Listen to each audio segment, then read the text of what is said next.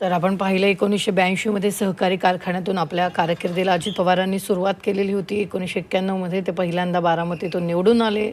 अ, आणि त्याच वेळी शरद पवार यांच्यासाठी त्यांनी पदाचा राजीनामा दिला आणि हा राजीनामा चर्चेचा विषयसुद्धा झालेला होता. 91 पासून ते सलग बारामती विधानसभेचं प्रतिनिधित्व करत होते. वारंवार अजित पवार प्रत्येक मुलाखतीत एकच जे वाक्य आहे ते म्हणायचे, "जर बारामतीत 1 लाखापेक्षा कमी मतदान मला झालं, तर त्या क्षणी मी राजकारण सोडून देईल." असं एवढा विश्वास त्यांचा बारामतीकरांवर होता. खरं तर जलसंपदा, अर्थ, नियोजन आणि ऊर्जा यासारखी महत्त्वाची मंत्रालयसुद्धा दादांनी सांभाळलेली आहेत. आणि आपण जर पाहिलं तर अजित पवार अमर रहे अशा घोषणाबाजी सध्या त्यांच्या कार्यकर्त्यांच्या वतीनं समर्थकांच्या वतीनं सध्या दिल्या जात आहेत. रुग्णालयाच्या बाहेर असो मग किंवा विद्याप्रतिष्ठानच्या मैदानावर असो, तिथं अंत्यसंस्काराची तयारीसुद्धा सुरू झालेली आहे काही मिनिटांपासून. आणि महाराष्ट्राच्या अर्थकारणाची धुरा अनेक वर्ष अजित पवारांनी सांभाळलेली आहे. कठोर निर्णय ते घ्यायचे, कडक शिस्तीचे ओळखले जायचे. वित्तमंत्री अजित पवार यांचं निधन म्हणजे राज्यासाठी मोठी पोकळी निर्माण झाल्याची सुद्धा प्रतिक्रिया आता येऊ लागलेल्या आहेत. काही वेळातच तिथली गर्दी म्हणजे विद्याप्रतिष्ठानच्या मैदानावरची गर्दी आम्ही तुम्हाला दाखवणार आहोत. अजित पवार अमर रहेची घोषणाबाजी सध्या कार्यकर्त्यांच्या वतीनं तिथं केली जाते. रुग्णालयाबाहेरची सुद्धा गर्दी आम्ही तुम्हाला काही वेळापासून दाखवतोय. आपण या घटनेनं संपूर्ण देश हळहळलेला आहे. आणि पंतप्रधान नरेंद्र मोदी असो किंवा मग अमित शहा हे स्वतः उद्या बारामतीत येणार आहेत. त्यांनी आजही मुख्यमंत्र्यांशी फोनवरून संवाद साधल्याची माहिती मुख्यमंत्र्यांनी दिलेली आहे. तर अमित शहा बारामतीत येणार आहेत. राष्ट्रपती द्रौपदी मुर्मू, मुख्यमंत्री देवेंद्र फडणवीस हे तिथं आता बारामतीमध्ये आहेत. राष्ट्रपती यांनी सुद्धा शोक व्यक्त यावर केलेला आहे. अनेक नेत्यांनी शोक व्यक्त केला आहे. काही नेते बारामतीत सध्या आहेत. शरद पवार यांच्यासोबत सध्या बैठक काही नेत्यांची सुरू आहे. सांत्वनपर भेट घेण्यासाठी पवार कुटुंबियांची तिथं नेते दाखल झाले आहेत. पंकजा मुंडे तिथे दाखल झालेल्या आहेत. खरं तर अजित पवार हे बारामतीचं मजबूत नेते. दादा म्हटलं की अजित पवार ही प्रत्येक एक कार्यकर्ता बारामतीचा कार्यकर्ता ओळख सांगायचा.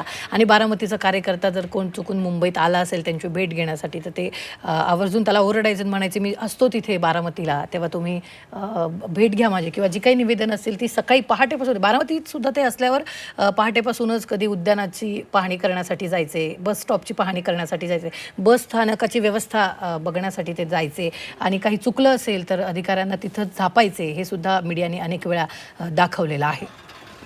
अगदी अजित पवारांच्या राजकारणाची खरं तर दिशा ही वेगळीच असायची, हातोटी ही वेगळी असायची.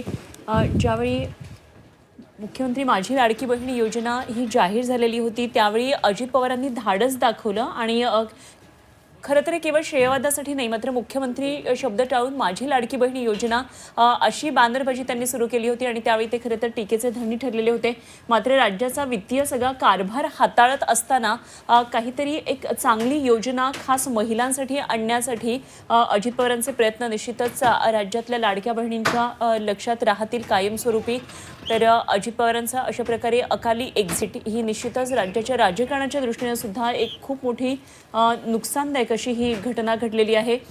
तर राजकीय बाज त्यांनी गेल्या काही वर्षांमध्ये बदललेला होता. खरं तर आपले काका शरद पवार यांच्या हाताला धरून राजकारणामध्ये उतरलेले अजित पवार यांनी गेल्या काही दिवसामध्ये काही प्रोफेशनल्स लोकांची सुद्धा मदत घेतल्याची पाहायला मिळालं.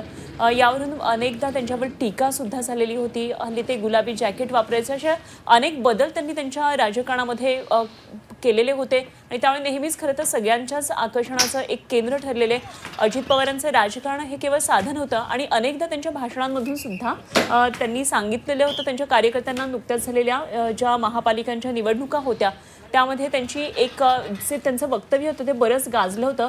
राजकारण फार वंगाळ बाबा अशा पद्धतीनं त्यांनी अगदी त्यांच्या गावरान भाषेमध्ये त्यांच्या कार्यकर्त्यांना सल्ला दिलेला होता. कारण राजकारणामध्ये अनेक ठिकाणी नुकसान सहन करावं लागतं, बरेचदा आपलं वैयक्तिक नुकसानसुद्धा होत असतं आणि त्यामुळे राजकारण ज्याला करायची हौस आहे त्यांनी राजकारणात येण्यापूर्वी निश्चित विचार करावा अशा आशयाचं त्यांचं हे वक्तव्य होतं. आणि त्यावेळी त्यांनी त्यांच्या कार्यकर्त्यांना समर्थकांना सांगितलेलं होतं की नोकरी धंदा केलेला बरा पण राजकारण वंगाळ अशा प्रकारचं त्यांचं हे वक्तव्य चांगलंच गाजलेलं होतं. त्यामुळे अजित पवारांची ही भाषाशैली त्यांची भाषणं ही नेहमीच लोकांच्या आठवणीमध्ये राहतील.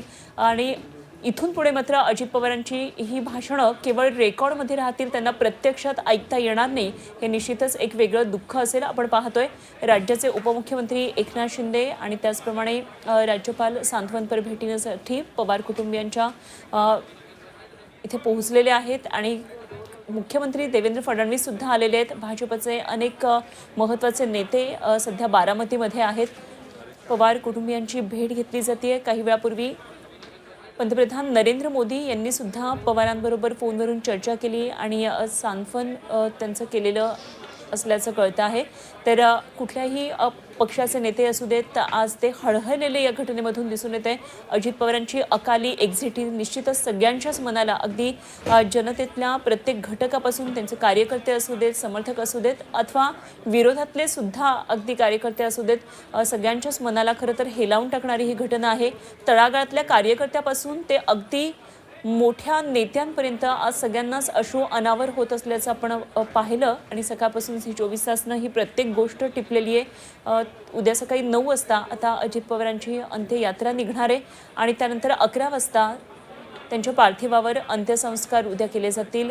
आज बारामतीमध्ये विद्या प्रतिष्ठान मैदानामध्ये पार्थिव अंत्यदर्शनासाठी ठेवण्यात येणार आहे. त्यामुळे केवळ बारामतीच नाही तर संपूर्ण महाराष्ट्रातून त्यांना समर्थन देणारे त्यांचे कार्यकर्ते, अजित पवारांना मानणारा जो वर्ग आहे तो निश्चितच बारामतीच्या दिशेने आता रवाना झालेला आहे. काही वेळामध्ये बारामतीमध्ये आणखी मोठी गर्दी होईल आणि अजित पवारांचं अंतिम दर्शन घेण्यासाठी निश्चितच ही गर्दी मोठ्या प्रमाणात असेल. त्या दृष्टीनं आता सुरक्षितता, पोलिसांची कुमक सगळंच वाढवण्यात आलेलं आहे. अनेक महत्त्वाचे राजकीय नेते मंडळी सध्या बारामतीमध्ये आहेत. संपूर्ण पवार कुटुंब या ठिकाणी एकवटलेलं आहे. खरं तर नेहमीच सुखद प्रसंगामध्ये आपण पवार कुटुंबाची अनेकदा दृश्य पाहिलेत, त्यांचे सण सोहळे पाहिलेत, भाऊबीज पाहिली आहे, दिवाळीमधले 5 दिवसांचं सेलिब्रेशन त्यांचं पाहिलेलं आहे. मात्र आजचा दिवस हा अत्यंत दुःखद आहे पवार कुटुंबासाठी. मोठ्या दुःखाचा डोंगर त्यांच्यावर कोसळलेला आहे आणि या दुःखामध्ये सहभागी होण्यासाठी कार्यकर्ते त्यांच्या सहवेदना पोहोचवण्यासाठी आता बारामतीमध्ये पोहोचल्याचं आपल्याला पाहायला मिळतंय. मोठ्या प्रमाणामध्ये कार्यकर्त्यांची, समर्थकांची गर्दी विद्याप्रतिष्ठानच्या या मैदानावर झालेली पाहायला मिळते. तर विद्याप्रतिष्ठानच्या याच मैदानावर अजितदादांचं पार्थिव थोड्याच वेळात अंत्यदर्शनासाठी ठेवण्यात येणार आहे. संध्याकाळी रात्री 10 वाजेपर्यंत अंत्यदर्शन इथं कार्यकर्त्यांना अजितदादांचं घेता येणार आहे. अजितदादा परत या, अजितदादा अमर रहे, अशा पद्धतीची हाक कार्यकर्त्यांकडून, समर्थकांकडून इथं दिली जाते. तुफान गर्दी सध्या विद्याप्रतिष्ठानच्या मैदानावर कार्यकर्त्यांची जमलेली पाहायला मिळते. इथं एकीकडे विद्याप्रतिष्ठानच्या हॉलमध्ये शरद पवार म्हणजे पवार कुटुंबीय तिथं बसलेले नेते मंडळी त्यांची सांत्वनपर भेट घेत आहेत. तर दुसरीकडे मैदानात मोठ्या प्रमाणात कार्यकर्त्यांची गर्दी जमली आहे आणि इथे जर आपण पाहिलं तर 10 वाजेपर्यंत रात्री अंत्यदर्शनासाठी दादांचं पार्थिव ठेवलं जाणार आहे. उद्या सकाळी 9 वाजता अंत्ययात्रा काढली जाईल आणि 11 वाजता त्यांच्यावर अंत्यसंस्कार केले जाणार आहेत. यावेळी अनेक नेते मंडळी सध्या बारामतीत दाखल होताना पाहायला मिळते. मोठ्या प्रमाणात कार्यकर्त्यांच्या वतीनं आक्रोश केला जातोय. दादा परत या, दादा अमर रहे, अशा पद्धतीची घोषणाबाजी केली जाते आणि कार्यकर्त्यांना यावेळी अश्रू अनावर होत आहेत. प्रशासनात त्यांचा आदरयुक्त धाक होता, पण आज अचानक आलेल्या या वाईट बातमीनं खरं तर अनेक अधिकाऱ्यांना सुद्धा इथं दुःख आवरता आलेलं नाही आहे. बारामती तालुक्यात होणाऱ्या जिल्हा परिषद आणि पंचायत समिती निवडणुकांच्या प्रचारासाठीच आज अजित पवारांना आपल्या दादाला ऐकण्यासाठी सकाळपासूनच कार्यकर्ते, समर्थक मोठ्या प्रमाणात त्यांच्या जाहीर सभेला हजेरी लावणार होते. जाहीर सभा त्यांच्या होणार होत्या आणि त्याच जाहीर सभांसाठी अजित पवार हे तिथं बारामतीत दाखल होणार होते आणि बारामतीत दाखल होण्याआधीच ही दुर्घटना घडलेली आहे.